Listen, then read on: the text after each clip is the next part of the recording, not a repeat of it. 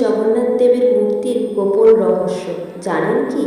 পুরীতে জগন্নাথ দেবের মূর্তি চিরকালীন নয়, প্রতি 12 বা 19 বছর পর পর পুরোটাই বদলে ফেলা হয়। এটা হয় এক বিশেষ আচার, যার নাম নবকলেবর। মানে ভগবান নতুন শরীর ধারণ করছেন। এই সময় পুরানো মূর্তিগুলিকে ভাঙা হয়, তবে একেবারেই গোপনে, রাতের অন্ধকারে। কারণ তখনই হয় সবচেয়ে রহস্যময় কাজ। পুরানো মূর্তির ভেতরে থাকে এক জীবন্ত শক্তি, যাকে বলা হয় ব্রহ্মতত্ত্ব।